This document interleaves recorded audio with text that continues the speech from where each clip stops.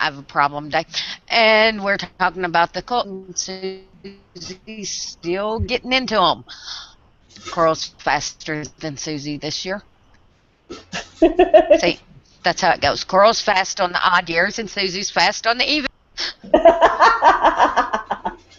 You hear the noise in the background is my mother popping popcorn. I'm kind of waiting for her to finish there. Guess what I got? You had to say popcorn. Damn you. Why? What? Damn you.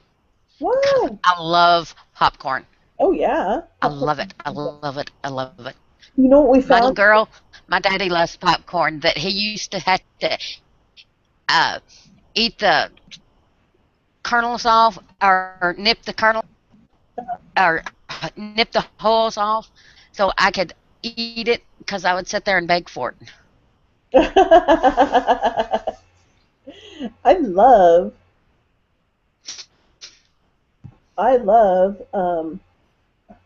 why is this failing?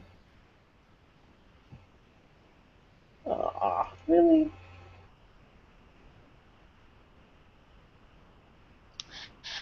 And just out of it today, we're going to talk about the novels. I think Coral has read 7 of them, and she's doing very good in catching up with them. Of them, we've a library,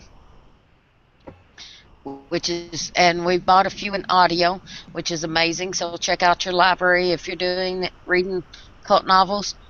Just remember, support your local library. Yes. Never know when it'll. That's been a huge. What is it? I think we're gonna have to end up buying or borrowing 3 in print. So I mean, out of 50, having to buy 3 in print, I mean that's just a whopping wow. All this. Yeah, definitely. Okay, I think my kid's done making noise. Sorry about that. No, I love you, honey. You can make all the noise you want to. We're talking about popcorn. Oh, that was the other thing. At the Amish market, they have this white cheddar seasoning that you can sprinkle on the popcorn. Oh my gosh, it's so good. So that's really awesome. Okay, yes, we got all the we've got. Yeah, it's the best thing. Yeah, it's the only thing that could be better is cheese and popcorn. But if you just want to put the sprinkle stuff on there, it's so good.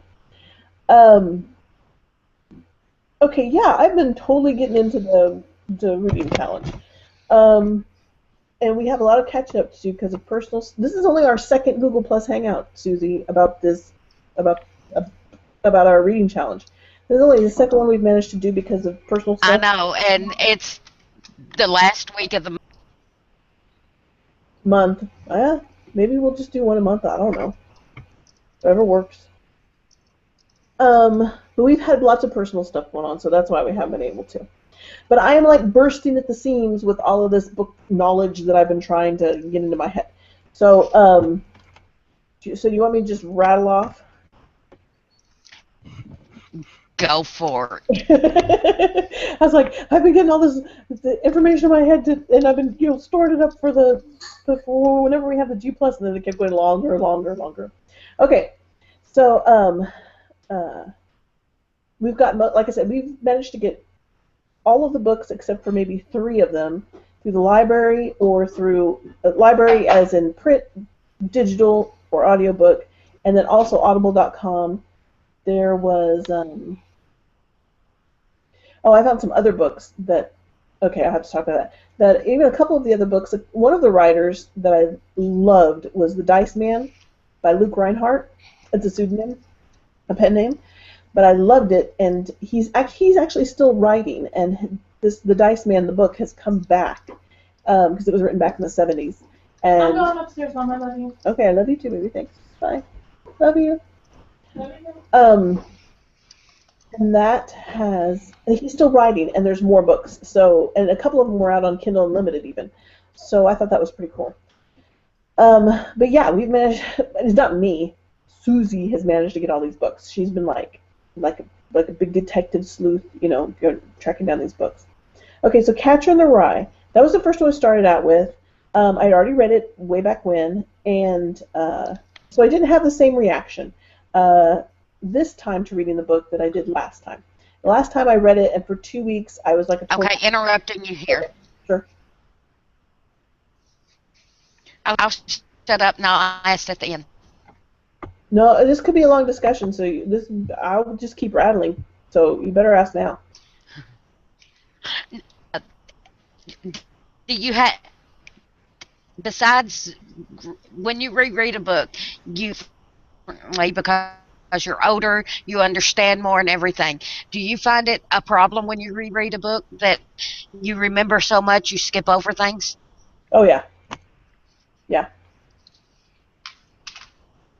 But I remember. But the other cool thing about it is that I think other passages that I might have passed over, because I still couldn't remember why the book was the name The Catcher in the Rye, and I still didn't get it.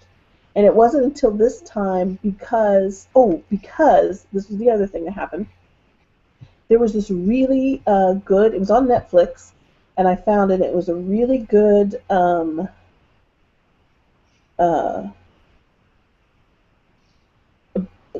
biography. I guess it was a biography of Salinger, J.D. Salinger. And the reason they did it, I think they did it back in 2013, 2012, 2013, is because this year, 2015, they are supposed to publish a new book by Salinger. That Salinger was working on books the entire time. Like he did Catcher in the Rye, and then he did Franny and Zoe, and something else, but he was supposed to... But then it kind of just went... He had this place that he lived back in the woods. It was a small town. He lived in a place back in the woods. It was like in New Hampshire or Vermont. I can't remember which one. And but he was still writing. The biography is he was kind of a perv, but but he was still writing this whole time. And so the one, I guess, girlfriend that he had said that she saw manuscripts, and then the people who did the biography said, yes, there are these 5, I think they said 5 different manuscripts. It was put into a trust. The trust stated that when he died, one, that Catcher in the Rye would never be made into a movie. He was never going to give permission for it to be made into a movie. And the other one was that there were I want to say like 5 books, and that they would be released between 2015 and 2020. And so 2015, this year, sometime this year, is supposed to be a new release by Salinger. He was kind of a perv. Like, he liked really young women. And so that was the other thing that came across from it, that he had like a really harrowing... Well, I mean, it's the effect of war. I mean, he spent almost a year in conflict during World War II. I mean, he was just in constant battles, and like, you know, most of the people because he landed on D-Day, and then from there on in, it was a constant fighting and constant combat all the way through, and he went crazy. And there's a lot of people that have gone through that, and they said you can't go through that much trauma and not be affected. One of the things that came back was that he didn't do anything as far as, like, he wasn't a pedophile. I mean, he wasn't anything like that. He really liked, I mean, he was like 30 years old and talking to 14-year-old girls. He never did anything. He never, like, just to be a pedophile or anything like that. He never did that. And then when this certain girl that he met when he was 14, when he met her again at 18, and she was like, I was the one who initiated, you know, she was 18, you know, she was legal. I was the one who initiated the contact. And he's the one who cut it off and said no, and he sent her back home or something. But as Salinger, because he was very well known at the time, it ends up he would write these letters to 18-year-old women at these different places where he met. He found out about them. And he would write these different letters, and so it found out that he'd written a lot of letters trying to catch. At this time, he was in his 50s. By this time, he was in his 50s, and so he'd gotten the one, and he had made a dress that he wanted her to wear, and it was like this white little frock thing. It was she was 18. They're 18. I mean, it was like, but he's still kind of pervy. So anyway, so then the one letter. So anyway, he ends up meeting the last wife that he stayed married to and helped him through to his when he died, from that age 50 until he died. That's how he met her. Was she was 18 and was one of these. He had sent her a letter. College student sent her a letter, something like that. Uh, uh, 18 to 20. I mean that kind of thing. But it was very young. And the other thing was is that the other people that were talking about the book, this is the other part I don't get, because there's like 3 different people who have gone on killing sprees or done something stupid like that, who have read, who either had copies. I think the one who tried to assassinate President Reagan had a copy of Catcher in the Rye on him. No, maybe it wasn't him. It was the man who killed John Lennon, and he had a copy of the book on him when he killed him. And Wow. there were 2 others. And they were trying to say, gee, if I had another author that they were interviewing, there was a friend of theirs that said, well, if I had, maybe one, we could say, okay, that was just a fluke. But you have, 2 more people who've gone crazy over and they've carried this book as their inspiration. This book that you wrote is their inspiration for doing these crimes. And I can safely say, reading the book a second time, that there's no way I'm going to blame the text. I'm going to blame somebody's writing as motivating people. I mean, that just doesn't make any sense to me. I mean, these people, I mean, the more I've talked to, and especially talking to writers, the more talking to authors, the more that I talk to authors, and you have to understand that readers approach a text from a certain place, from a certain perspective, from a certain experience, and they are using that text, and they have their own personal goals in mind. That's why you either connect with the reader or you don't, because that meeting place doesn't exist. Either does or doesn't exist. So, I mean, I think it's really good. I think it's really sort of the angst of, what makes a meaningful life, and he's looking around and like, I'm in school, I'm doing this, I'm doing that, and none of this is connecting, and my brother died, and I feel really bad about it, and I don't know how to process it, because he's young as well, he's 16. The fact that he's 16 but he acts like he's 12, I mean, I've definitely thought that the book was written, I mean, even though he's saying the character is 16, who's really tall, can pass himself off as older, but he really acts like he's 12 or 13, that I was like, yes, because this totally sounds like I'm talking to a 12 or 13-year-old. And I finally got The Catcher in the Rye and what, that whole little passage was and stuff like that. So I still understand why. I would still leave it. The Catcher in the Rye I would still leave as a cult classic. I would still leave it there. I still think it belongs there.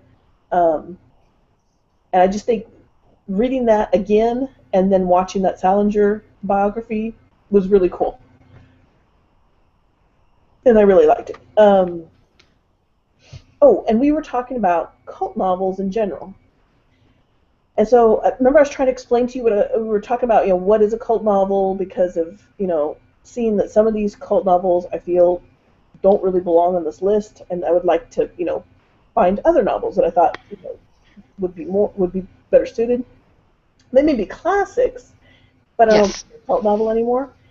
And so Flavor Wire is the one who was the first one who did the 50 essential cult novels, and it was by Flavor Wire. They're the ones who originally put out the list. And it says cult novels. They wrote this whole thing. What is a cult novel? Sometimes a cult novel is one that the critics panned but the fans love. Or sometimes it's one that both readers and critics love, but a certain contingent of readers really love. Any book with a squadron of rabid fans swearing that it changed their lives quickly seems cultish. Cult novels often come from the fringes. They often represent countercultural perspectives. They often experiment with form. Um, and so that I liked that definition that they have. If you read a book and you swear it changed, swear it changed your life. I don't even think swear it changed your life, but it was something like it definitely impacted you. I mean, it definitely impacted you. So I would still leave Catcher in the Rye as one because it definitely ticked me. When I was younger, it ticked me off for 2 weeks. I was a total pessimist for 2 weeks after reading it.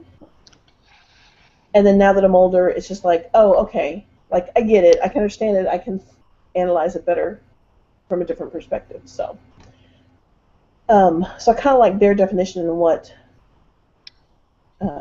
we've been doing as far as going through the cult books. Okay. So I think that's all right. That's Catcher in the Rye. What's the next one? The next one was Dune. I don't know why, but I think I ended up with an abridged version because it just seemed to read a lot faster than when I tried to read it before. And I'd only gotten to the very beginning. I watched the movie. I still really like the movie. I know people hate the movie that was done in the 80s. I like the movie. I still do like the movie. And but it was a 3 for me. I don't know why. I don't get it. I know there's people that just love Dune, that love all the books about it. I mean, I know it's a huge deal. But I read about the author. It helped me for a lot of these books to go back and find out about the author. That cleared up a lot of stuff for me. So Dune, I found out he was involved in politics. I think he wrote speeches or he did stuff like that. I mean, that was his main job that he did until the book took off. And he was with Middle Eastern politics as well. I mean, so in Dune, in a sense, kind of saw the oil crisis and stuff coming up beforehand. He kind of made it clear, that he was going on about his politics in Dune, in the story he was writing. So in that sense, I thought it was very cool. And I don't fault any of that. I just don't see it as a cult classic for me. I just don't see why Dune is a cult classic. That's just me. It's an interesting story. Like I said, I was able to enjoy it a lot more now than when I tried to read it a long time ago. But I still don't get it. Well, Dune is Dune, the one on the list, is the first in a 6. If they wanted all of them on there, was it supposed to be all of them or just that one? Just that one, because Dune, Herbert wrote like at least 3 more books. Possibly there might be 8 total, but then his son took up the series after he died, and he wrote and published several more Dune books. There's a lot in the series, but I don't know. It wasn't enough to get me hooked. And I think part of it was, like I said, a part of it to me with Dune is that it still seems so dated. I mean, women are concubines or through marriage, and that's kind of a deal breaker for me if it doesn't show women in some kind of different or expanded or enlightened kind of manner. You know what I mean? If we're just going back to it's not even sexist, but I mean, if it's just the same old limited roles that women have, and to me, Dune, the women there had limited roles. Not interested. You know what I mean? Yeah. So Dune. I totally understand. So Dune would be one I would think there is something out there better than Dune for like a sci-fi cult classic. I just don't get it. I just think it's dated.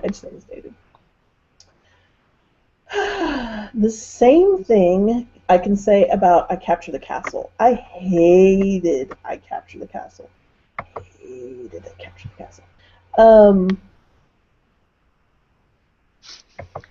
hated the book. Oh my god, I just wanted to stomp up and down. I had a pretty sister, and my pretty sister was gonna get married, and I was just like, die, die, die. I was like, we never have this book. I don't even want to talk about it. So I don't know why I Captured the Castle, other than they said, oh, it was a big, huge bestseller. I don't give a shit. I hated that book. So, I mean, if you've read Jane Austen, there is absolutely no reason whatsoever to read I Captured the Castle. None. None whatsoever. I hated it. Hate. So, Well, I've read Jane Austen. yeah, those are great. I mean, those are absolutely wonderful. I hated that book. Okay. All right, moving on. So, definitely want to replace that one.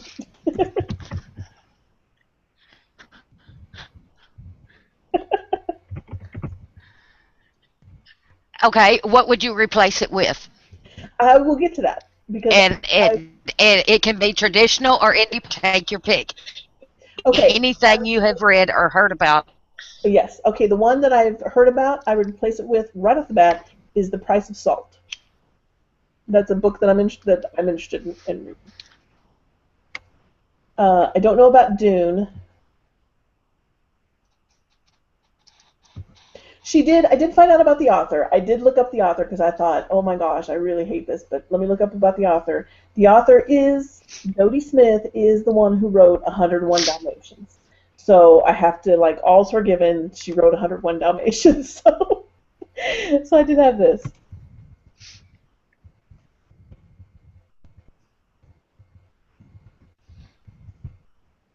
Okay, I would replace I Capture the Castle, and I'm putting that on the group page right now.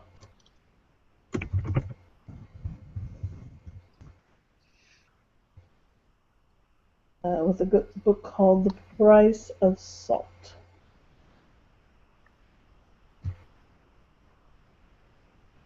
Okay, so there you go.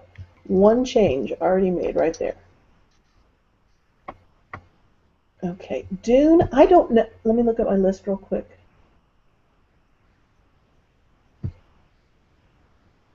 Okay, hold on. I was doing a couple things.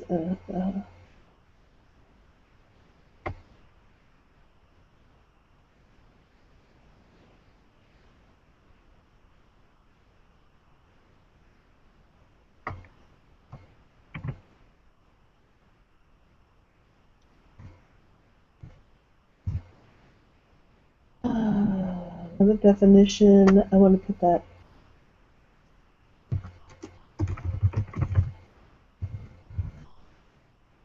Okay, so sorry, I'm making updates to the book club as we're talking about it. All right, so did that. This is for readers.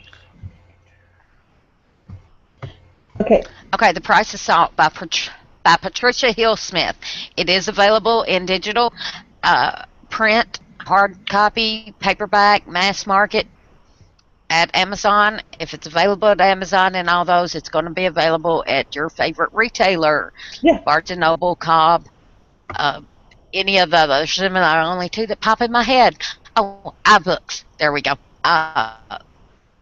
It was published. This one at Amazon was published by Dover Communications in January 5th, 2015. So oh no, it's available. They've got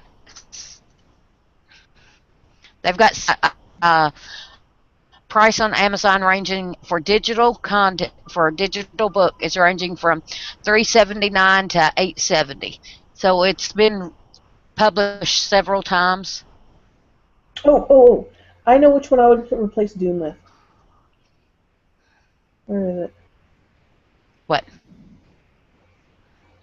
And if somebody wants to gift me and Coral the hard copies, we'd love y'all forever. That's right. One of them, I'm serious. The one from 1952 is only $1,500.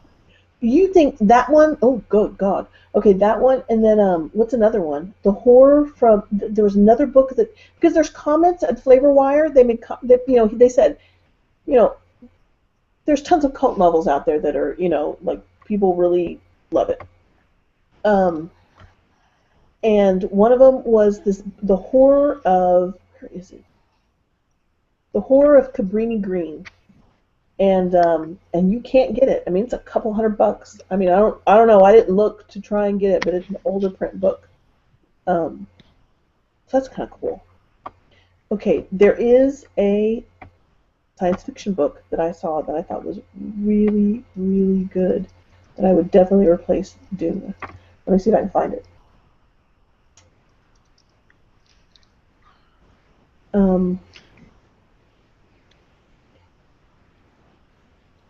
Inverted World. Pretty sure that's it.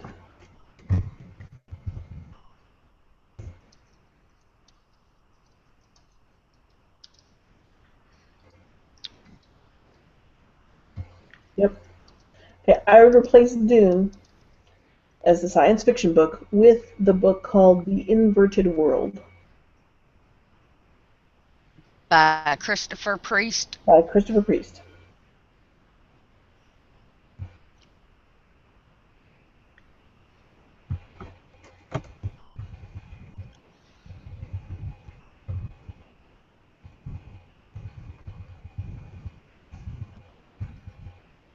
Let me add that. That is on Goodreads, so I'm going to add that on there.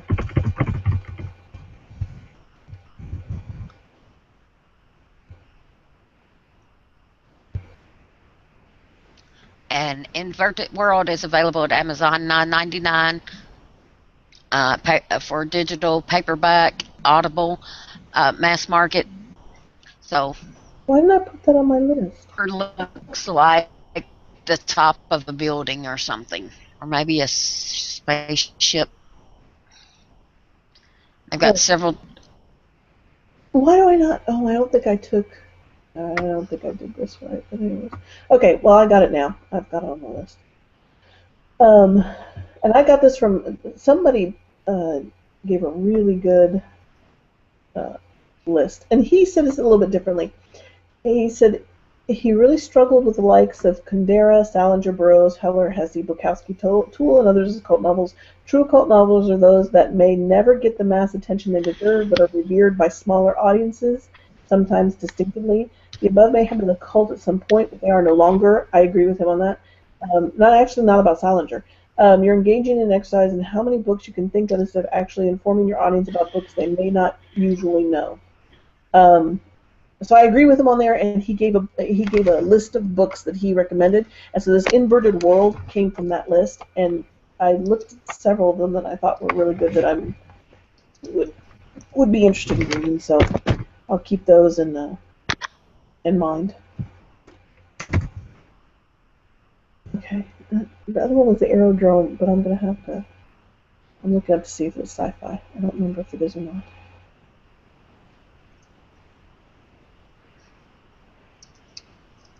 No. Okay. There we go.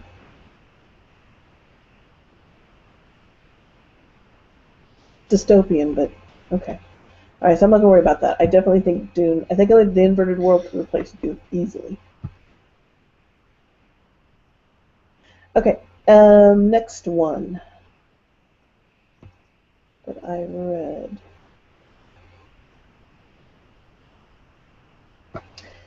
Okay, so then I think I hit jackpot with The Dice Man. I think that was the next one I read. I loved The Dice Man. The Dice Man is perfectly encapsulates what I consider to be a cult novel to be. I love The Dice Man. I looked up, and he's got a couple of books. He's still writing. He has a couple of Dice Man was published in 1972. I haven't seen a biography or anything about him. Luke Reinhardt is the pen name, and I can't remember the guy's real name right now. But he's written a couple of the books came out on Kindle Unlimited, so if you have Kindle Unlimited, you can pick those up for free. And then some of the other ones, no, you'd have to. I think there was a couple I had to buy or something. From what I've read as far as reviews and stuff, everybody loved The Dice Man. His other books, not so much. Like The Dice Man was really, really good, and the other books tried, I guess they just didn't have the same effect or whatever. And I heard that The Dice Man is making a comeback, and the younger generation now reading it and stuff, and it helps that I think the author's still alive. I loved Dice Man. I thought that was there's still a couple flaws. I mean, as much as I love the premise of the book, I still think there were flaws with it. Halfway through the book, the first 50% of the book, I totally was totally into. I thought it was awesome. The last half of the book, not so much. He plays basically every decision he makes. He decides to. He comes to this whole big conclusion. He's a psychiatrist.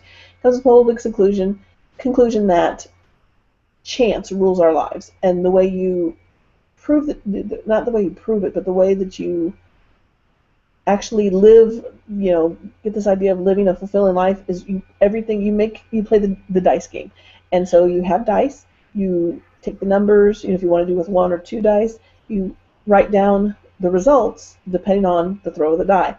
And so he did the big thing where he he wrote down all these different options that he was going to do for the rest of the year, or I don't know what, I think he put it down for a year. But on this particular one, he'd leave his family forever. And so, sure enough, that's what the die, landed on, and he had to leave his family. And then the next, spoiler alert, for anybody who hasn't read the book yet. The other thing is that he does this is the one that he would have to experience killing someone. And so he made a list of people. He even had to put his children on there and stuff like that. And he was going to do it by a roll of the dice. And on this one, he ends up landing on a person who has committed crimes. So in that case, and it was kind of a safe thing. If you murdered somebody who was already guilty and committed stuff in the first place, that was still pretty safe. But anyways, that's in the book. That's the one that landed on. And then towards the end, he has to explain that it's the dice game. Other people get involved, and it goes on from there. But the second half of the book did not work as well for me as the first half of the book. So, but I still love the book. That to me is, so far, has been the best new, the best new book that I've found so far reading, going through this list. So, just finding the Dice Man makes doing this reading challenge worth it.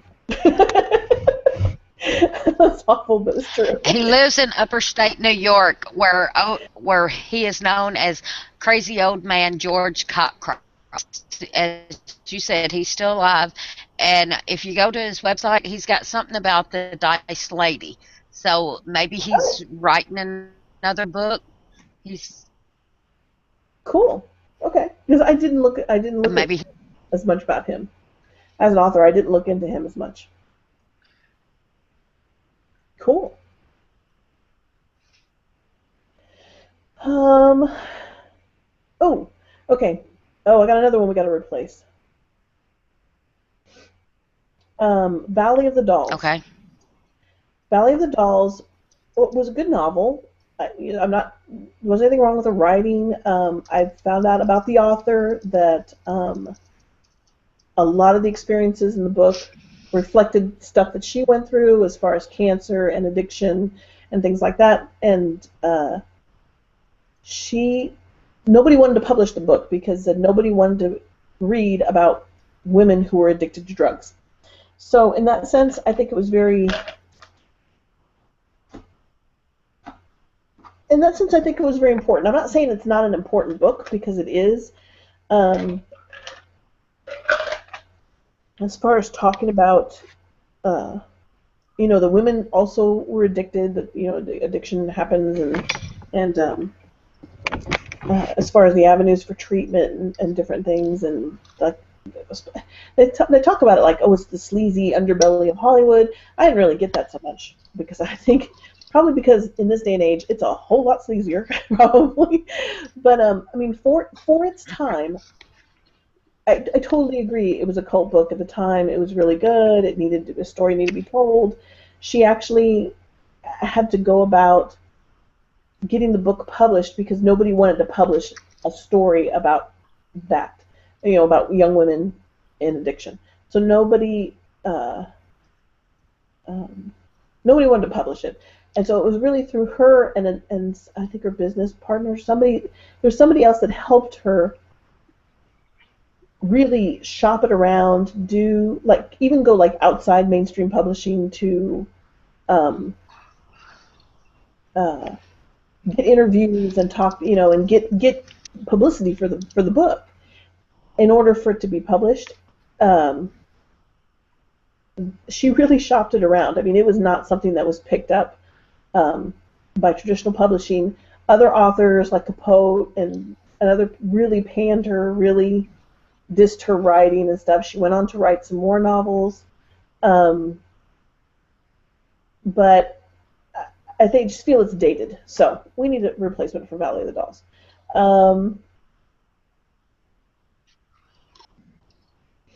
And I'm not sure what that would be yet.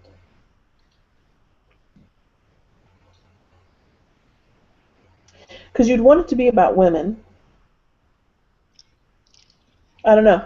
I don't have a good replacement for Valley of the Dolls, but it needs to happen. but we need one. So I mean, I would want it to be about women. Hopefully a woman writer in that kind of sense. But it needs to be replaced. It needs to be updated. Surely there's another book out there that's dealing with those issues that, I don't know.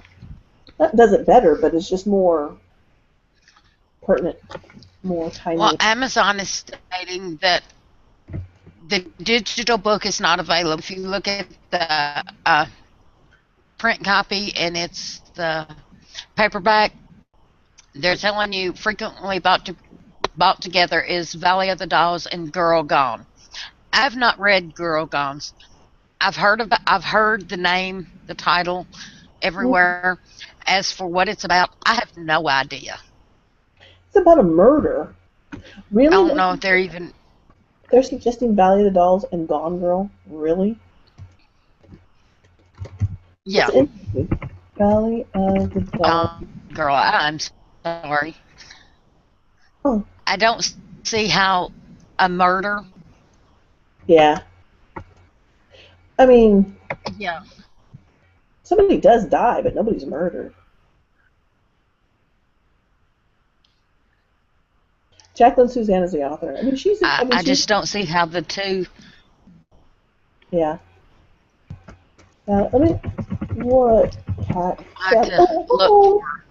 Oh, baby. Oh, baby kitty. Our kitty. We got the kitties, and they are. I think our Bootsy here. Thing 1 and thing 2. No, I think Bootsy here is getting in the heat. So It's get her fixed because she is just way too lovey-dovey. So I think it's about that time. He's gonna have to go and deal with Snippy. Yes, we are. We're gonna have to get you fixed, so we'll have cute little kitten run around. Okay, so on Goodreads.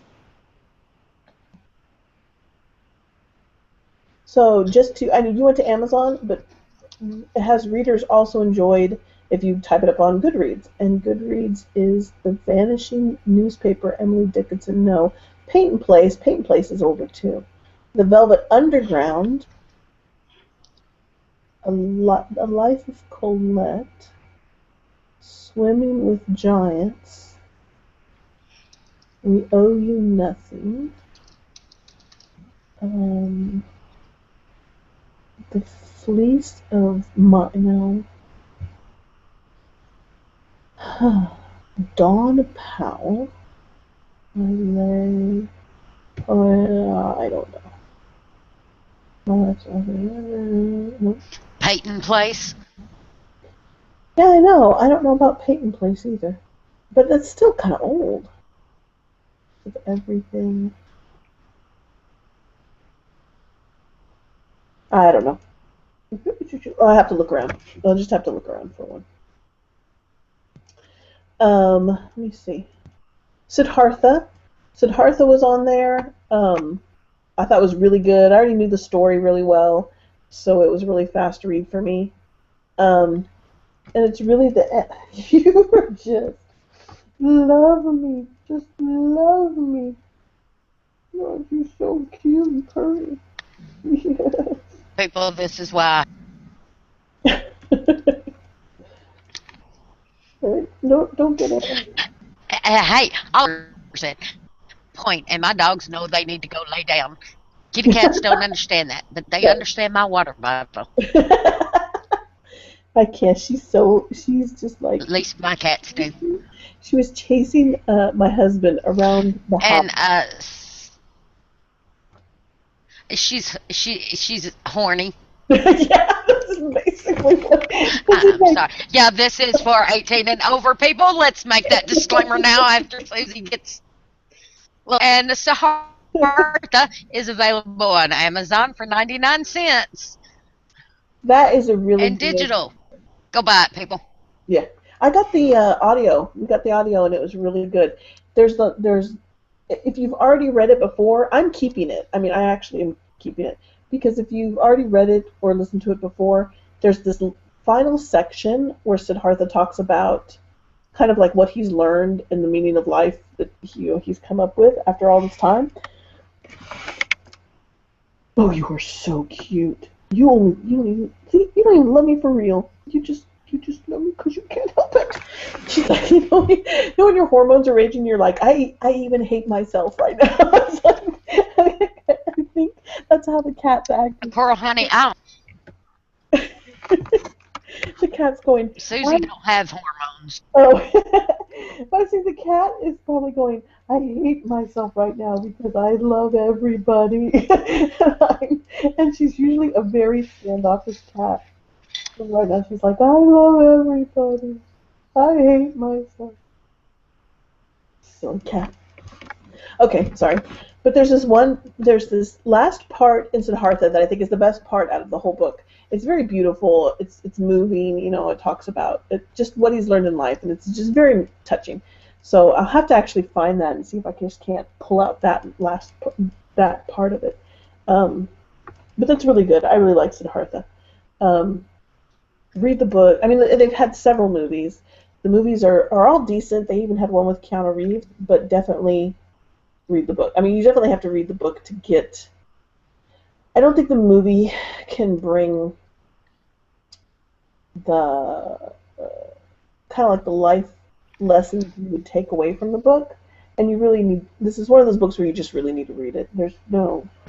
I mean, the movie entertaining, but I really think you need to read the book. But I like Siddhartha. I have no problem with Siddhartha staying on there as a cult novel. I liked it. I thought it was worthy. What? You don't love me this much. You don't? I know you don't. Okay, what's the next one?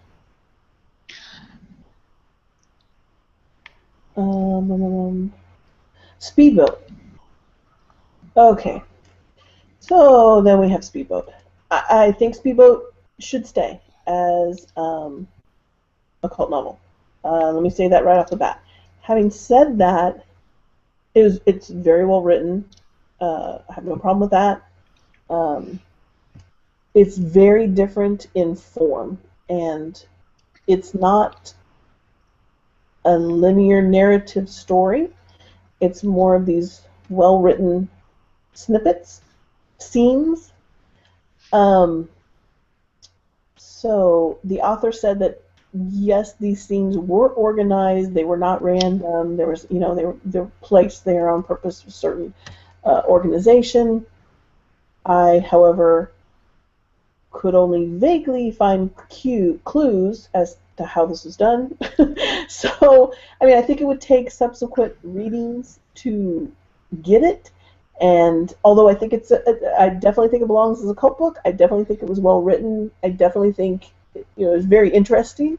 I, however, would not volunteer to spend the time to figure it out.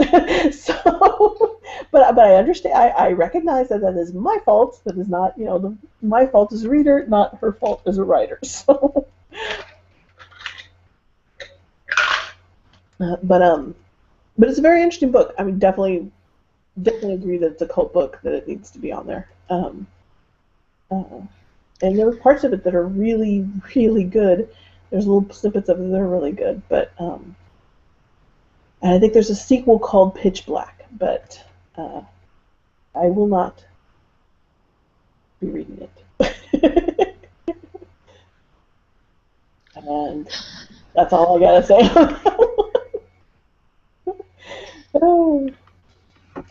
And that was republished in 2013 because it had been out of print actually, and so they republished it. So that's cool.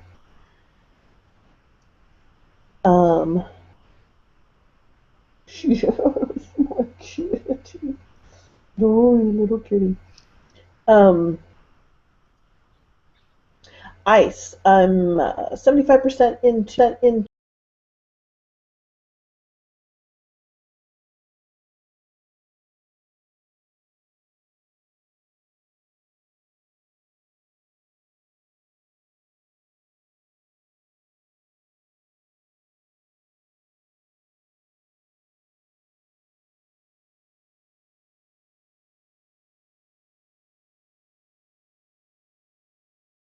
Ice by Ice is very Hamilton interesting. Sides. That is not the book I want, people. What? Did you try looking for a book and it sent you someplace weird? I'm trying to pull them up on Amazon or Goodreads when you start talking about them, so I can go in with everything else. Since Lord Susie's behind in everything. You have very. Yeah. Susie's really behind in everything. Tomorrow, my baby, tomorrow my baby turns 21. Where's his birthday present? Hell, who knows? Mama, what you get me for my birthday? Mama. You have a mama? Guess what? Mama ain't got shit yet. Oh, how funny. He's with his girlfriend somewhere. So there you go. My parents. Yeah, and my parents. He wanted this. Why my son wanted it is who knows. My parents bought him an antique tractor, disc, plow, and planter. What the hell are you going to do with them, son? I just wanted them.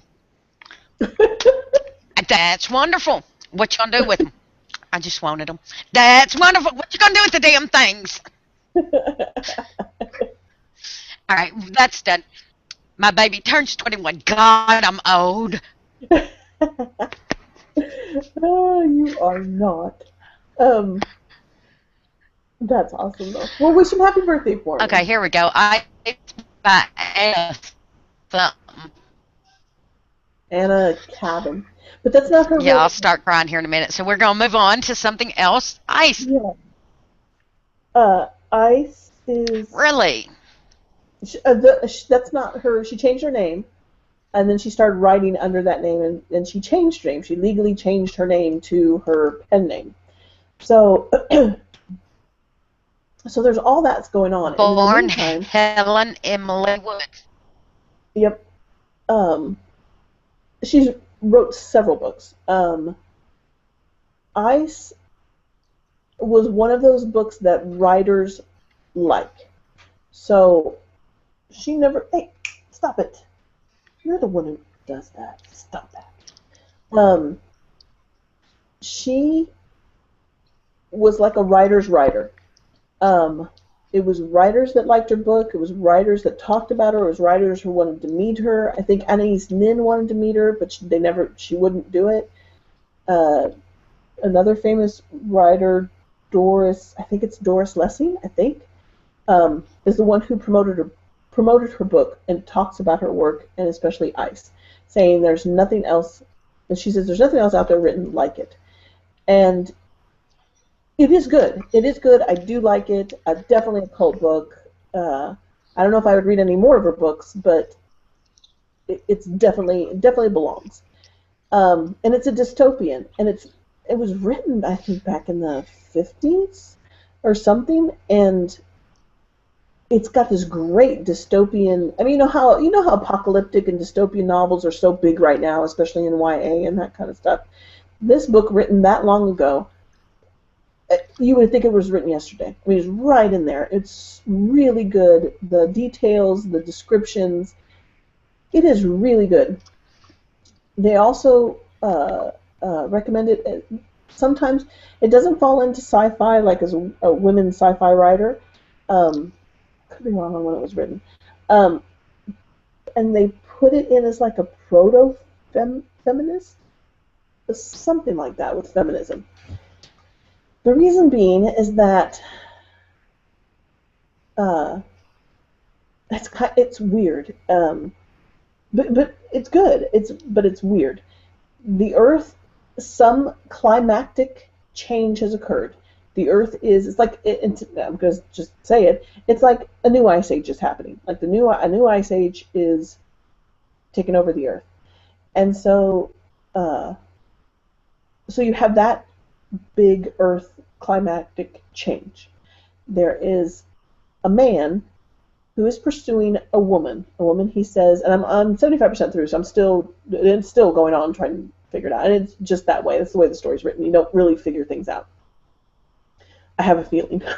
So so you have this man, well off. He's connected. He studies something with biological. Will you stop, cat? He he researches stuff, biological lemurs. He's into lemurs, and he's pursuing this woman. She's fragile. She's I don't know, and I think it's one woman. It could be another because I don't know.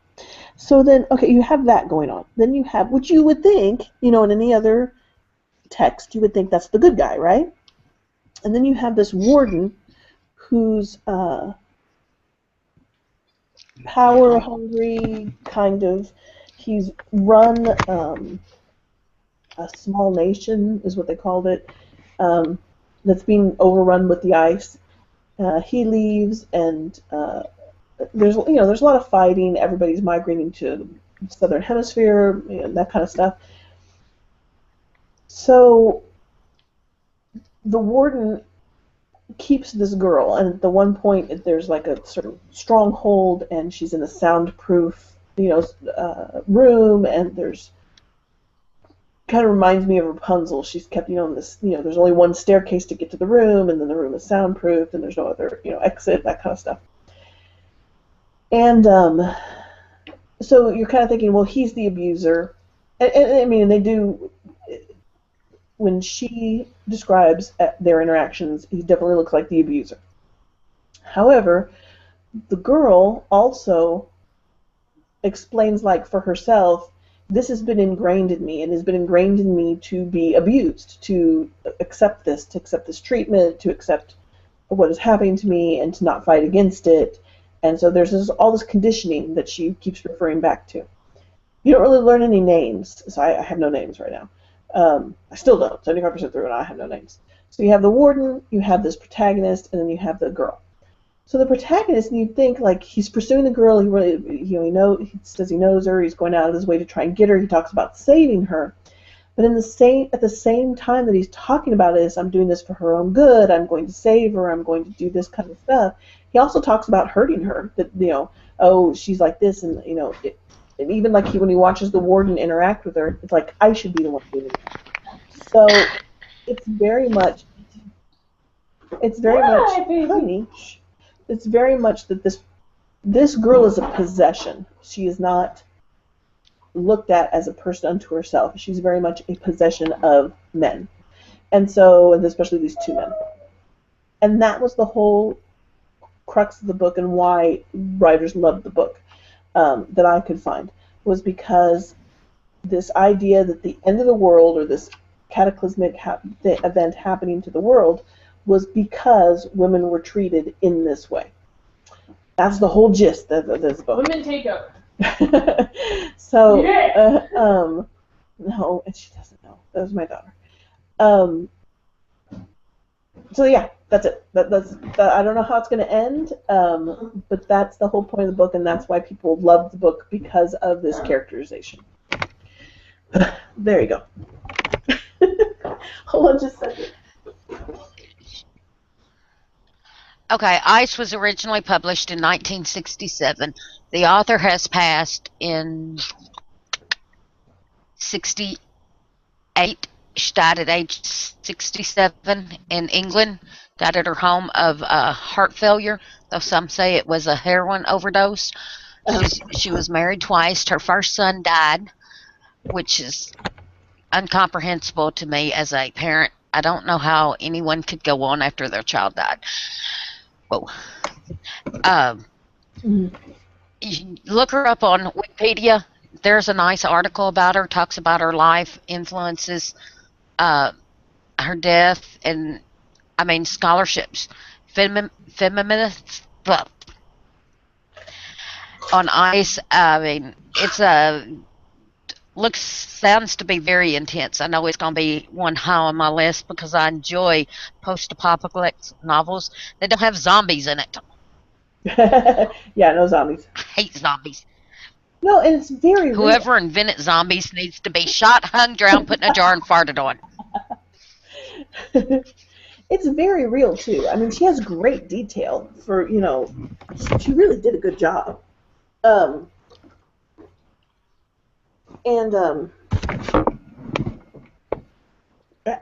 really, I mean, I like it. I like what she did with it, and she's dropping everything. And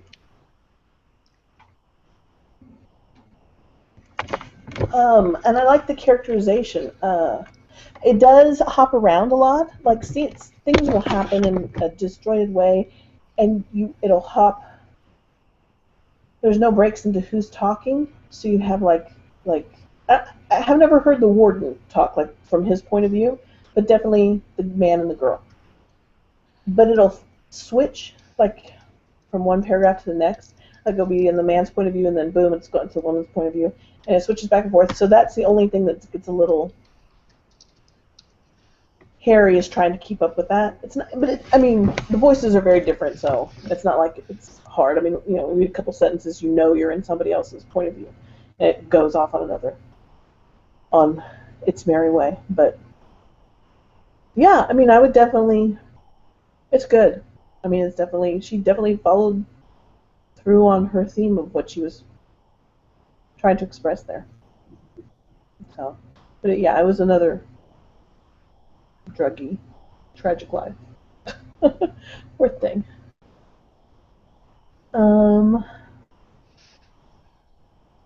I think that's it. I have potential problems coming up. I got 12% into Thus Spoke Zarathustra, and I hate it. So I don't know.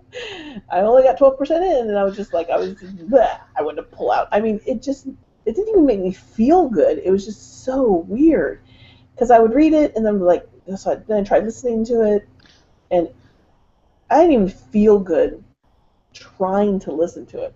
So I don't get it. I don't have high hopes for that. So I did that, and then I was like, no, I'm getting out of this. Naked Lunch. I tried watching the movie, and I didn't like it, but I started the book today, and I like it. It's good. I know it's an older book, but I still think it deserves to be there. The only thing that I would like to see is that I just heard of a new book called Chasing the Scream, and it's new experiments that they've conducted around drug addiction that counters what we were told about drug addiction. And it's basically the whole gist is of this new book, Catching the Scream, is moving it from criminalization to a health problem. If we would address drugs and drug addiction as a health problem, we would get farther along than criminalization of it, and which I totally agree with 100%. So, so that was a new book that I just caught my eye today, and I'm looking forward to put it on my list to read. But Naked Lunch is really good. He does a really good job of talking about junkies, talking about their life, and this is in the 50s. How people interact with them, different, not just other junkies, but the authorities. I mean, it's a very to me it sounds realistic way of how they were treated and how life went for them during that time. So I like it. The narrator is really good. I didn't think I would like Burroughs because I tried to watch the movie first, but I've changed my mind. And I think it belongs on the cult novel list. I wouldn't take it off. Okay. I've always wondered, or agree, everybody knows that drugs are bad, that you shouldn't do them, and it confuses me why someone wants to try it and do them. I've never even smoked pot, people, and I'm proud to say, and most people look at me like I'm freaking crazy. Maybe I am, Oh, but I've never done it. My addiction, sweet tea, and Marlboro cigarettes. yeah. Yes, I need to get rid of the Marlboro, and I'm working on that. But that's beside the point. They are legal. Why would you want to put something in your body that's illegal that you know is gonna make you lose everything? There is in today's world, maybe back in the 60s or before, where we didn't have as much knowledge as we do today. I do not understand it, and I've often sat and wondered if there is some genetic gene in our DNA that make people want to keep trying it and keep getting that more high. Start out with alcohol, you get high. Then that doesn't get to be enough. Move on to whatever else is going to get you high, whether it's heroin, cocaine, um, and that's about all the drugs Susie can give you. Is it possible? Are scientists researching this? Maybe. Who knows? Something I'll have to search for. That could be. That's And yes, when I said put shot, hung, drowned, put in a jar and fired it on, yeah, it's a Southern thing, people. Look it up. No, I totally agree with you. I'm in the same boat. I've never done drugs. I can't even get drunk because I fall asleep. Um, and but I've always been curious as to why other people do it because it's a problem, and you see the effects of it on other people and how it affects them, and so you're like, crap, why can't we do anything about it? And what I know hasn't worked is criminalization of it, and just we have 2 million people in jail, more people in jail than China. You can't tell me we're more criminal than we're like our country has more criminals than other countries. You can't convince me of that. And so that's why I was really when this book caught my eye, Chasing the Scream. It really kind of goes back to what has kind of been percolating in my head about people that belong and that people have a sense of community and that belong and they don't feel. That's what these experiments are kind of, because this is what they said. You were always told that if you put a rat in a cage, one bottle had drugs, one bottle had water, the rat would always go to the drugs and he would do the drugs until it killed him, and that's what you were told. I remember. I mean, that's the research that was cited. And so this Chasing the Scream takes the research that another researcher did, challenging that experiment and saying, but you isolated that rat. I mean, when you put somebody in isolation and you isolate them, and we're all social creatures. I really haven't met a creature that isn't social. What you're already doing to him, in a sense, could be driving him to doing drugs. So his thing was to change the experiment. What if I make a rat paradise that has a lot of other things available, as well as the drugs? I mean, the drugs are still there, but what if I make the habitat that they're in? There's other mice there. There's lots of things to do. There's that kind of stuff. Then what happens?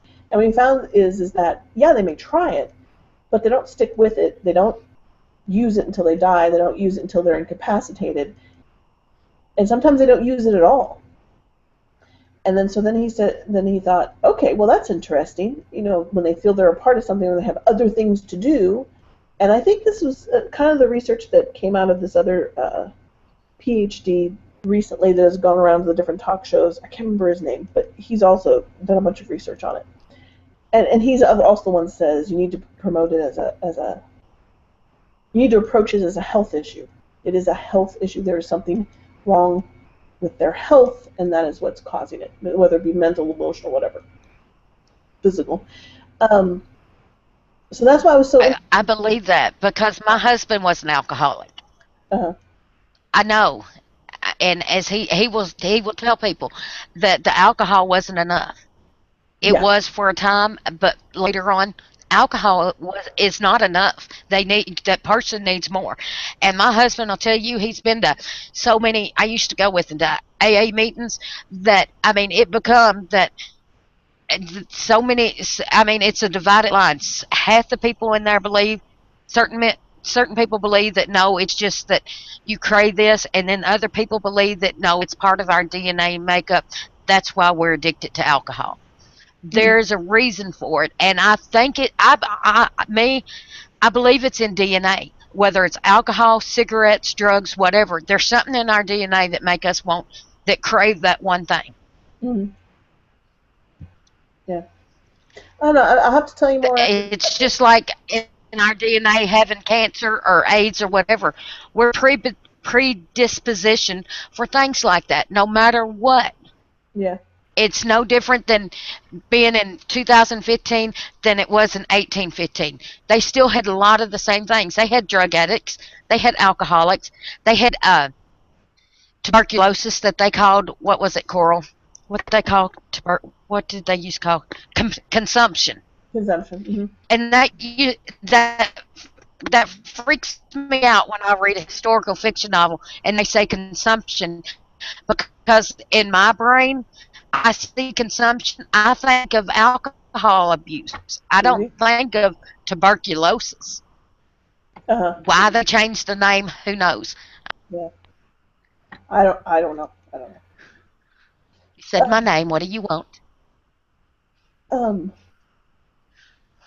Who, me? Oh, I lost you for a second. I couldn't hear you. I thought I'd lost you, but no, you came back. Oh, It could have been my computer because all of a sudden everything kind of froze. Um, I don't know. I have to read, but that's why but that's why I'm still very interested in the subject. So that's why I said with chasing the scream, Naked Lunch I really like, but chasing the scream, I'm very interested. I'm so glad I happened across it because I really I'm interested in it. So that's on my TBR list. Then that reminds me, you brought up something that reminds me of another book that I read in between reading all these books by Kiana Davenport. Okay, okay, Valley of the Dolls. I got it. Well, it's not her. Yeah, but I got it. I got it. Okay, Valley of the Dolls. I will replace that with. I know why I couldn't find it. I just freaked out. Okay, I would replace Valley of the Dolls with The Spy Lover. Okay, I know that doesn't like make a whole lot of sense right now, but it is. The Spy Lover I read in between reading these other books and listening. I've been able to go through so many books because I've been listening to. Audiobooks makes reading stuff a lot faster. So, um, oh my gosh, this book, I love Kiana Davenport. If you don't know who Kiana Davenport is, if you haven't read one of her books, you need to just go do that. I'm sure if you pick any of her books to read, you will be fine. I read House of Skin, which is a short story collection, and this one, The Spy Lover. The Spy Lover is amazing. Um, Kiana Davenport is so good at picking out these little known stories. So, am I interested in war or the Civil War or not in the least? But this encompasses I think Cold Mountain was like one of the last ones that I read about the Civil War. But this one encompasses the Civil War. Uh, but she takes the little stories. This is of Chinese immigrants, uh, of mixed breeds where the minorities and minority stories of the South in the Civil War. Um, the women in this, mostly in the South because it takes place mostly in the South. Um, and the addiction during the Civil War was to heroin, to opium. That the South grew opium. The South did either processed it and made morphine, or they made what they called bullets, and it was taking a raw chunk of opium and putting it in a bread or some other thing that they could just take it with. And it explores all of that opium trade as well, and the addiction. And the other thing that I absolutely love about her is that she really dives into. I mean, it's hard, it would be impossible to read if it wasn't handled by her as an author, I believe. She delves into the Civil War, the death, the injuries, the true cost of war. I mean, there's no like, oh, it was a battle for this, that, or the other. It really takes it from the people who are actually fighting, the men who are actually fighting, and then who were tired of it. They didn't even know why they were fighting. And they get to a certain point, and it's like, I don't even know why we're fighting. We're just fighting. And then, but the true cost of it, the injuries, the crippling, the death, all of that. She covers all of it. But the way she writes it, it is beautiful. It's just haunting. It is hauntingly beautiful. That's the only way I can describe it. And that you just read it. I mean, I was like listening to it, and then Todd Haberkorn did the narration for the Audible book, and it was amazing. He did an excellent job, and so you were just hanging. It was one of those audiobooks that, sometimes you read it and you pick out, the interesting parts as you're going along, and this one you just were just hanging on every word. It was amazing. It was an amazing book. I love Kiana Davenport. I got to talk to her. I email her. I got to talk to her. But so I really love that one. She has that one's on Kindle Unlimited. Adore Jar is another one that's on Kindle Unlimited, and then the rest are to buy.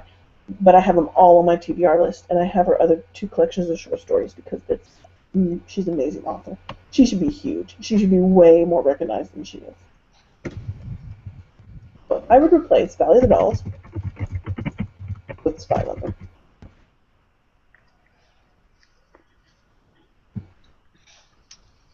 And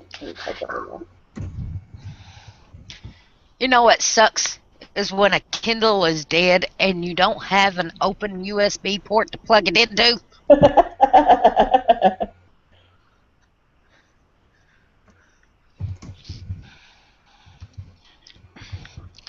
Well, we'll just wait. I'm serious. I got this morning when I went to bed, my Kindle Fire, the big Kindle Fire, was almost dead. My little 7-inch Kindle Fire was almost dead. My iPod was almost dead. You were just everything. My Kindle keyboard is dead.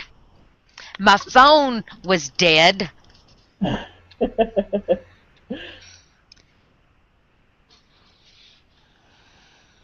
All right. I think that's it. That and you would think the house I live in doesn't have enough plugs. It don't.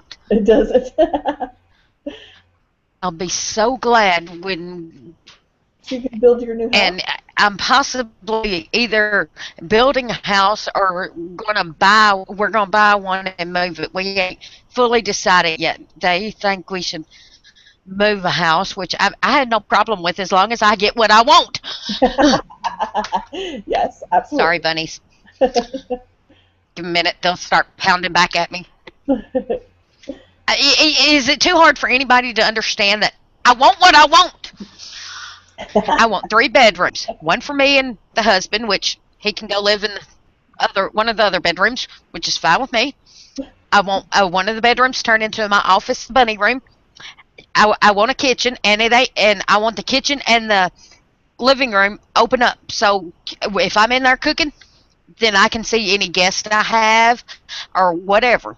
Uh-huh. I can have 1.5 or 2 baths, don't care, but the shower and everything's going in the master bath. That's unusual. I know. I don't care. That's how I want it. I want a pantry with the laundry room. All in one. Huge pantry, utility, laundry room, all in one. And a car. At that, I'm happy. There you go. Makes sense. I saw your drawing where you worked on that house. It looked good to me. In fact, I'm crazy. That you downloaded the picture, put it in, I don't know, something. I have so many damn programs on my computer. That's why I need one that's why I have external hard drives to keep shit on.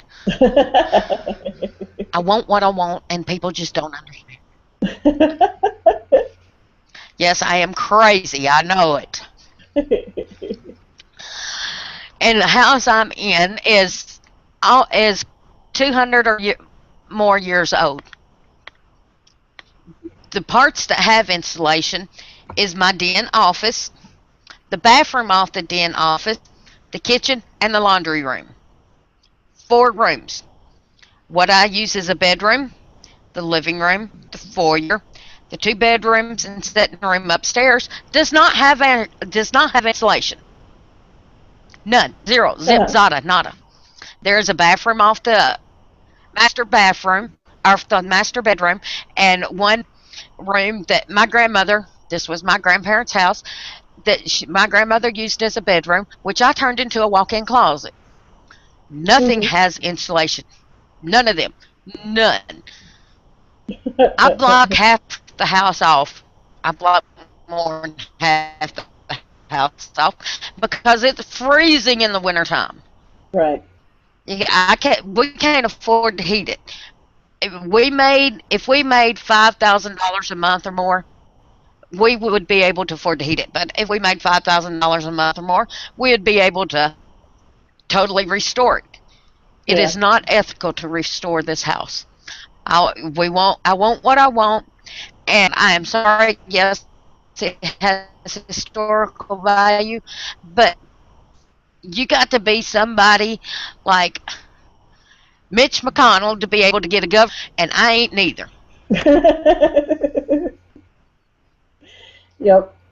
I know. I agree with you. I've took grant writing classes.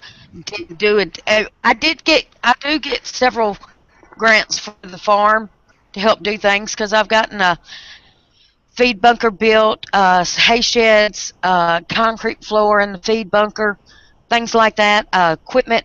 I mean, we do have to give the state or the government whatever is built. They have full access to the farm for 5 years. They own half in the middle of the farm, if you do not use it for what you told the government you're going to use it for, right, they have the right to come in and take that little plot of land, even if it's in the middle of the farm. They will own it. Right. What good would it do for the government to say, well, I own this now? I understand their reasoning behind it because I'm sure so many people have screwed and said, well, I ain't doing it for that. I'll do it for what I want. But still, all right, I'm getting off my high horse because I'll go into other things that don't really pertain to books. But yeah, all right, I'll tell everybody now. February 13th and 14th, Susie will not be available. Susie is going out of town with her parents, cousin, son, brother, sister-in-law, nieces. We're going to our yearly vacation. National Fire Machinery Show and Championship Truck and Tractor Pulls. And yes, I can say that all in one breath. Louisville, Kentucky. Meet you there. I'm staying in hell, I don't know, the hotel. Whatever the hotel is off the fairgrounds.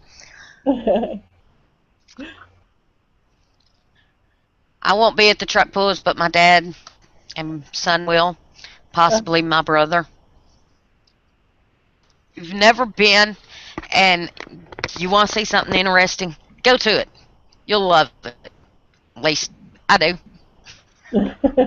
My son has been going for 21 years. He was born the 26th, and he went when he was 3 weeks old. He has never missed a year. This year is the 50th anniversary for it. I've missed several years when I just couldn't get off work. Yeah. But my mom has to. Fridays and Saturdays, and this thing only goes on 4 days. Wednesday, Thursday, Friday, Saturday. They have probably 500,000 people or more that come through in those 4 days. Yeah. Why they don't extend it for a week is who knows. And it's always in February. Why? January, February, farmers aren't doing anything. Yeah. Most farmers. All right, Susie's shutting up now. We're going back to books. And in between everything that's happening in my life, I've been majorly listening to audiobooks. I know we've gotten so many on audio of the cult books. I am sorry, people.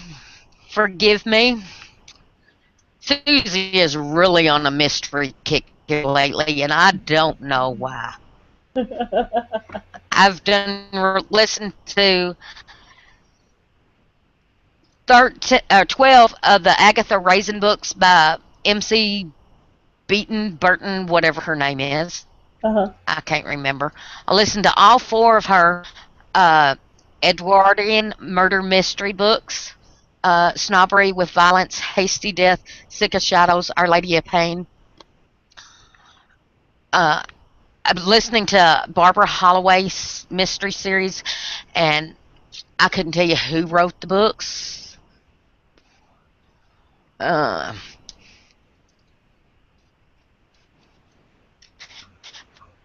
First one, Death Qualified, then The Best Defense, For the Defense, or Malice Pretense.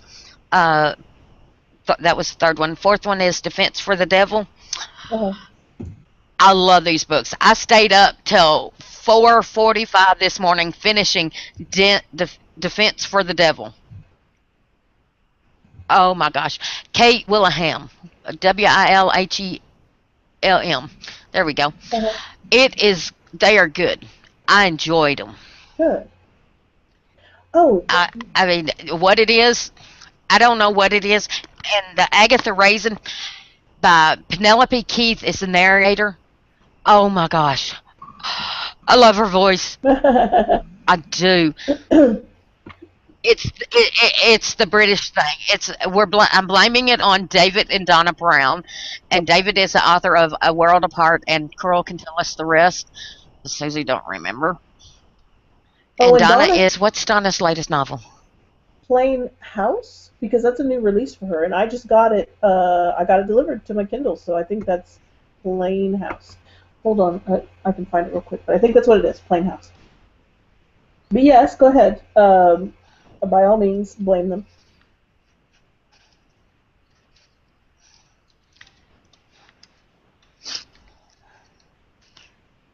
I mean, you can find David. I can't even remember his great name.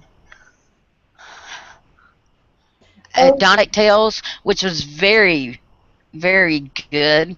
I've read that one. Losing Heart. Tuning In. Yeah, Tuning In. Yeah, and then the Bleak List books. I hadn't read them. Have you read them? Yes. Well, I get it. I wonder if the cover is a picture of one of her cats. Donna is very into kitty cats. I don't know. Because I think one of them is supposed to be Charlie, and for some reason I think Charlie is a tabby, I think. So that might, I don't know. But it's about Charlie. Charlie's the one who wants to take over the world. And the thing is he has blog posts, and they're really funny on the blog posts. And a lot of these books, they're the blog posts they put together in book form. So yeah, I read a lot of them. Hey, I got something bad to tell you. You know that book you got, Douglas Copeland? What? You know the book you got, Douglas Copeland, the digital one that we downloaded, we need Generation X, and the one you downloaded was Generation A. Which I have no idea. Oh. Well, Susie, you screwed up. Yeah. Because I thought, it's just, because he has like another title, so I thought.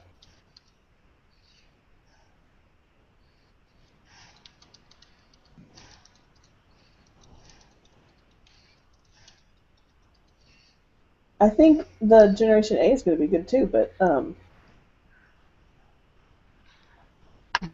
that's just Susie not paying attention. No.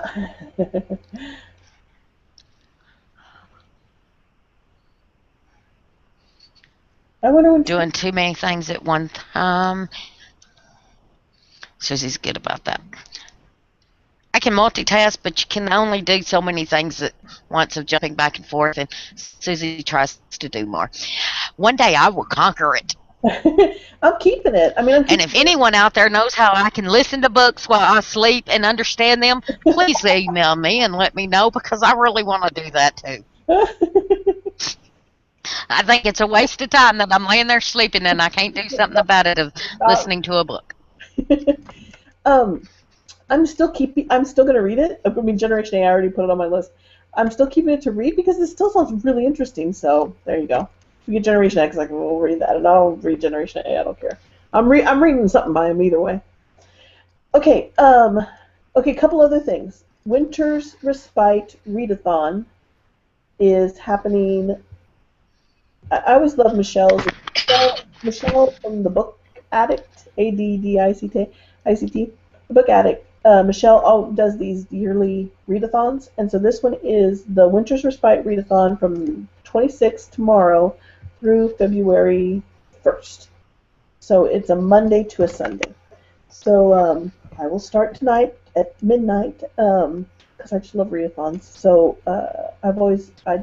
she invites you through Goodreads. So if you're on Goodreads, friend Michelle, the Book Addict, and then you can do that. I can't think of any other. She's the one that's happening right now. The author marketing live virtual seminar starts Monday, tomorrow. I'm not sure if you can still sign up or not. You want to go to the AMC authormarketinglive.com or authormarketing.com. He's got a lot of great. I will say this for the virtual seminar, he's got a lot of good people on there that I'm interested in going to the live broadcasts, live hangouts. I'm not sure exactly how it's going to work, but I'm going to be there. I'm listening to 2 tomorrow. I've got 4 for Tuesday, 4 for Wednesday, 1 for Thursday, and 2 for Friday. He's doing fiction and nonfiction, but he's got some really like Tim Grahl, Nick Stevenson, Mark Coker from Smashwords, and it's got some pretty big names on there. So I'm going to be very interested to listen to them and see what I can find out. So I know I'm going to try and attend live and take notes, and then Susie's going to try and watch the videos later. Or she's just going to read my notes. So I don't know what's going to happen. So anyways, that's happening starting tomorrow. She's probably just going to read your notes because you're smarter than she is and you're going to get it more than she does. There was a readathon on the 24th. Shush, I'm just talking right over you, not even going there. Time to read. On 24th. See how I did that? See what I did there? And I got some reading done. I only got like 25% of the ice done. That's all I did.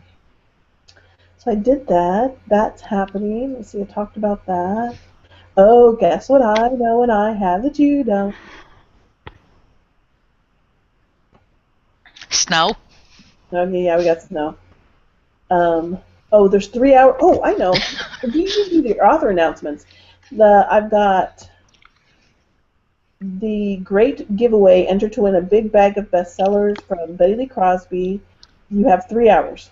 It's a tote bag, all over bestsellers, and let's see. She's got some really good shares in this. That is. You got 3 hours left. Enter it. You got 3 hours left. They're done. So along with the other thing about you, I shared Memory House. Remember, that's her new book that's coming out in March, probably. I got the book. Just saying. Nah, nah, nah. But you got what book? The cover. And I don't have it. And you don't have it yet. And you hadn't sent the damn book to Susie? You witch! I don't have the book because she doesn't have it yet because it's not back from the editor. But so you're going to get an advanced reading copy. This is like an advanced reading copy because it's like not even I don't know. I just got a doc, so I'm hoping she's like not saying I'm sending out a PDF and it's a doc. So I don't know what she's doing. I'm not in charge of that. So, but anyways, yeah, that's the memory house. The house looks awesome. The cover looks awesome, and then yeah, it's cool. So as soon as I get an advanced reading copy, I will send it to you. But I have like an advanced one. So I have that one. I have to read. Oh my god. Yeah, I don't know. Oh, and what? So what's going on with your authors? If you sign up and help promote In for the Kill by Shannon, what's Shannon's last name? McKenna. Tell me that I because think that's it. Sounds about right. Hey, send me the link. Through Thundercap. Yeah, I got a link. That send it to me. No, that ain't what I wanted. Here Susie is doing it too many things at once. I know. What do I want? I wanna extract here. That's what we want. There we go. I'm trying to open a zip file too. Not that one. Documents. There we go. It's on Thunderclap. We're giving away a digital copy of the book in whatever format you want. Cool. I'm gonna send it to you by email, Coral. You want to send it to me email or Here just it want comes. Okay, all right, I'll get it. One way or another, I'll get it and click on it. Thunderclap is really cool. It does help you support, your favorite people, authors, that kind of thing. And if you like the Barbara's Rosemont series, her third novel in the series should be out in between May and July. We're predicting, estimated, sometime in February. I think we're going to try to get it out starting February 2nd. I think that's the date, or February 9th. Sometime in February for sure. Her third little bedtime story. Uh-huh. The Silver Thief. There we go. That's the title. That's coming out. Alex recently, at the end of December, he released Cracks in Reality. It's a second in his Seams in Reality series. And remember Jay Thorne, his book, what is that? Oh yeah. Portal Arcane, Yeah. if that's how it's pronounced. Remember, people, that is free across. I'll download it. It is a book you're going to want to read. If you're willing to leave a review, guaranteed review at Amazon, then email the website bookbunnypr.com. Email me and put James Thorne in the subject line, and Susie will send you all the books to read. James Hannibal is in the process of writing. What has he got?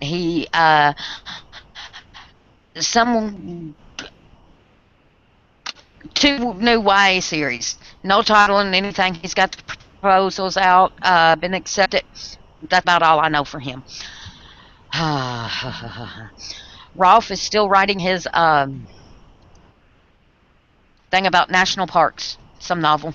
Can't remember. I don't know if he's got a title yet or not. There's a lot happening in the writing world. They may say sales were down for everybody, and they probably were, but look at the amount of books that's out there, people. Yeah. Not just, I mean, if I share a book, I share it with my reading partner here, Coral. Mm-hmm.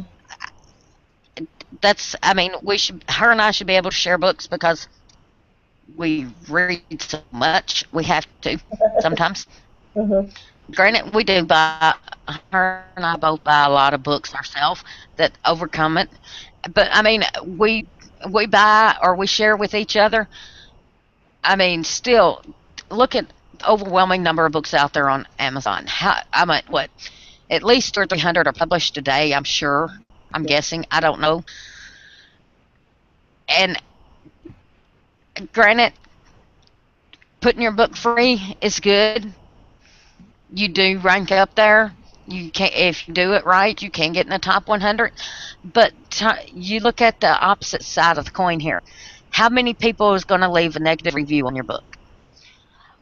Because Amazon sends out emails to these people that probably don't know how to turn the emails off, and saying, "Well, I didn't read the book. Give it a 1 star," just because they're fed up with receiving the Amazon emails, because they don't want to get in there and learn how to turn it off. Oh. You're going to get people that do drive-by downloads, that they just download it to have. I mean, I understand. You're trying to get your name out there. Get out there, the more people see it, the more they're going to connect you with being an author. Yeah, but there's better ways to get reviews than putting it as free and worrying about getting the negatives. If you've truly written a good book, the negatives are not going to matter. I will agree with that. But it's hard to overcome them. Mm-hmm. Is what I'm trying to get across here, and I probably could have said that without the 50 million words I said before. Is my point. It's hard to get past the negative reviews, because so many people look at the negative reviews and think they're right, unless they're just like, "Oh, I didn't like it. It wasn't worth reading. I don't remember reading this book. 1 star." Yeah. I don't remember the book I read today. I'm not going to give it a 1 star. When I'm ready to write the review, I go back, read the description, read the first chapter, and read the end chapter. Mm-hmm. I've got my review because I remember it. I know most people probably write their review when they finish. Susie's not like that. Susie hates writing reviews. Just give me the book. Don't ask for a review out of Susie.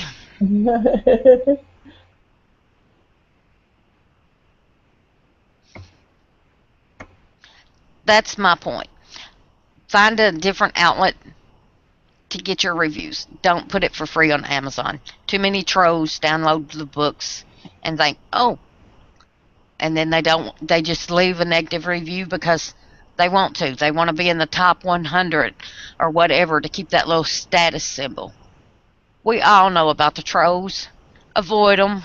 Don't give them ammunition, and putting your book free is ammunition for them. Yeah. And Susie's done on that part.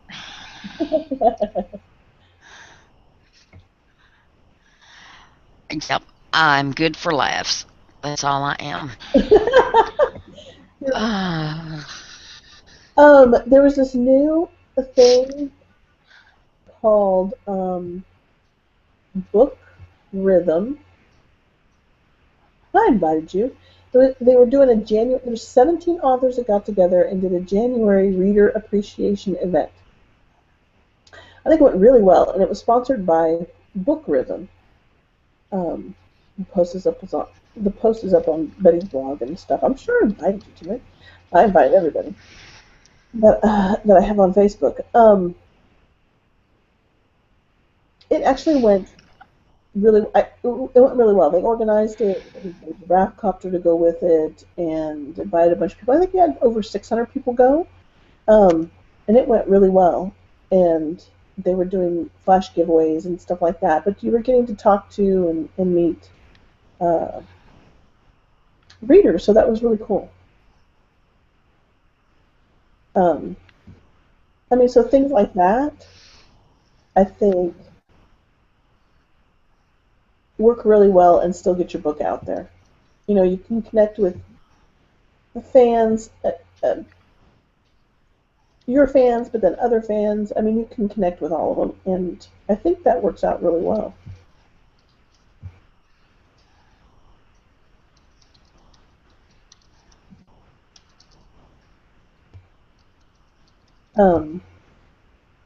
Those kinds of events.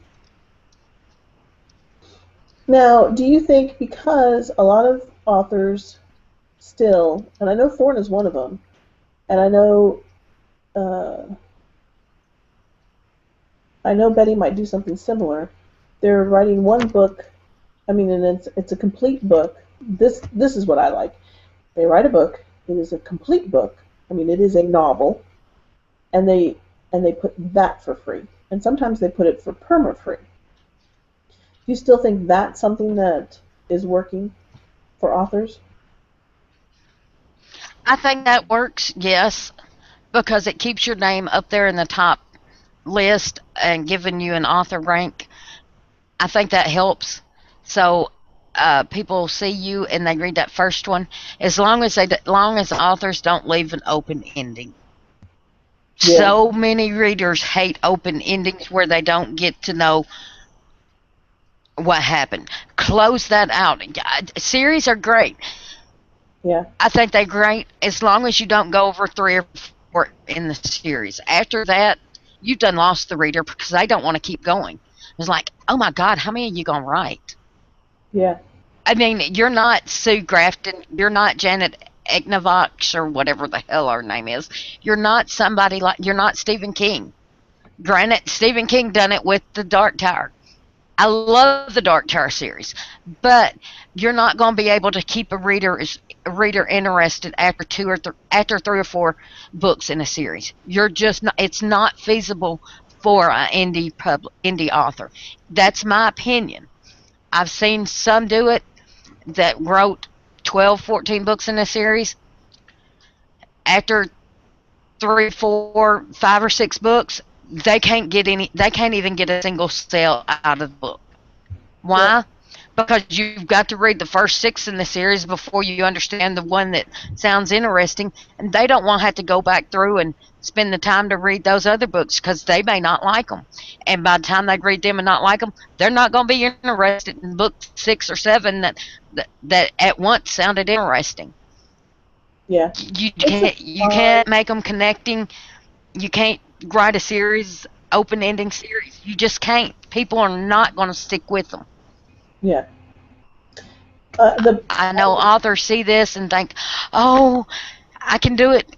No, you can't. I'm sorry. No. Go ahead. I know you've got something important to weigh in with this. No, the only author that I know of that has managed to pull off like 20 some books in a series, and even then she has new people readers that come in and like it, and old readers that fall off and don't like it. Is Laura K. Hamilton. I mean, uh, that's the only one. But And she writes historical, or she writes romantic, paranormal romance, doesn't she? yes, very much so. Yes. Laurel K. Hamilton. Yeah. I'm not a paranormal reader. Her name's familiar, but I'm not big on the paranormal. When you say paranormal, it's different than what my brain thinks it should be, so they just turn me off. Yeah. No problem. I understand. Um, that's the only one. Otherwise, self-contained. Because I'm horrible. I am horrible. That uh, that's what I do. I will hardly ever uh, jump into a series from the first book, and go from there. I always end up coming in the 5th book in, or something dumb like that. It was that way with Laurel K. Hamilton. Also, I was getting her books from the library, and I couldn't get the series in order through the library, but I really wanted to read them. So that's another thing for me. So self-contained novels in a series are fine for me. The only one that I would say, like Harry Potter, was the only one that I would have read that from book 1 to book 7. I mean, just because, but how many times is that going to happen? So, yeah, I know what you're saying. I haven't read the Harry Potter series. My son has, got it for him. Mm-hmm. But me, no. I know adults enjoy it. To me, it was just, I don't want to read that. The titles, I'm as much into wanting the titles as I am everything. Yeah. Well, I loved it. I really did like it. Oh, look at you. Okay, now I have to- don't stop. Okay, stop. Stop. Okay, no. All right, stop. It's Not the right wrong one. format. Wrong format. Okay. Wrong format. Sorry. No problem. Susie is. You're just doing that. Yeah, here goes Susie again doing so. But, Okay, I mean, do it trick. Do you want to need? honestly, I don't even know if Betty could pull it off with writing a 12-book series. Well, no, but Betty's books are completely self-contained, and they're not. That's true. That's different. If they're going to be self-contained, Yeah. that I can just read this book and not worry about before and the after. Yeah. That's great. But so many authors, I mean, I've had contact me and they write, well, they're all connecting. That is so wrong. I am sorry, people. I know y'all probably hating me out there. That is so wrong. The neat thing about hers, and this is another thing authors don't think about when they're writing a series. Betty will also connect her books just because they take place in the same town. They take place, or they take place in another part, but they eventually end up in the same place. So, like, there's the Wyattsville series is because the books eventually end up in Wyattsville. That's the connecting thing. Yeah. And the characters the characters that were main characters in one story may show up as cameos in another story, but they're in no way dependent on. So each book can be read on its own, and that, I mean, works out perfectly. Why not just do it that way? Yes. Other ways to work. That's what's one other ways thing. to work around it, rather than just making it. Now, if you're doing a 3-book I agree. That's series one thing. and you're If saying you're doing the that, story, then that's fine too.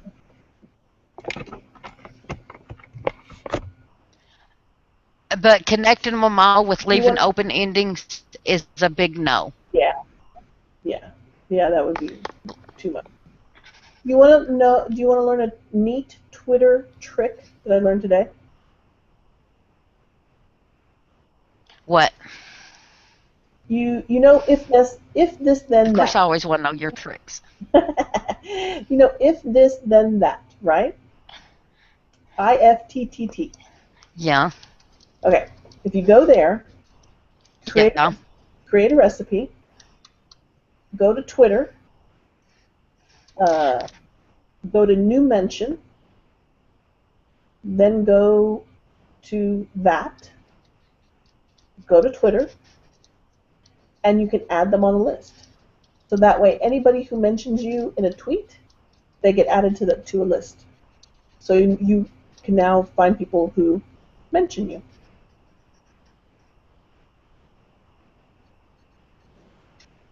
Cool? Does that make sense? Are you doing that right now?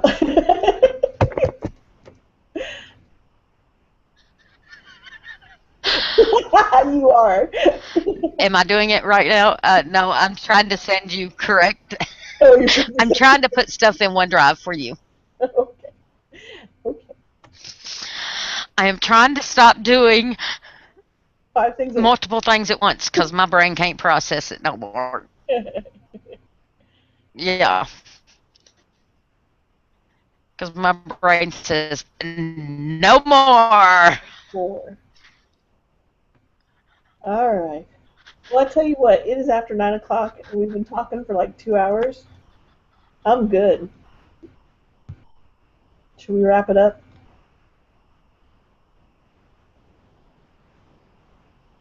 We'll just close it to everybody else. Let me say this. If you've been hanging with us, They're giving me the same friggin' 20 books that surprise friggin' voice and say, like, shut the fuck up, women. We've had a wonderful time talking with y'all, and we really enjoyed our listeners and our readers. And my Google Hangouts, so that could be the problem too. My poor puppies, I took a nap and they stayed out in the rain for 3 hours. oh, no. They're mad at me. Okay, I don't blame them. Poor things. All right, close it out. Close it out. And we're closing out. Close it out. Take Y'all it. have fun. Keep reading. Get us Enjoy off. yourselves. Stay safe. And if you're at the Farm Machinery, you're going to stop in at the National Farm Machinery Show, drop me a line. Send me an email from bookbunnypr.com. I'll meet up with you somewhere if you want any books from any of my authors and willing to leave a guaranteed review. No review, I'll hunt you down and put you in a jar and all that good stuff. Y'all have fun. Anything else, Coral? Nope, that's it. I'm done. Stick a fork in me. You got anything? Nope. All right. Bye, everyone. Bye.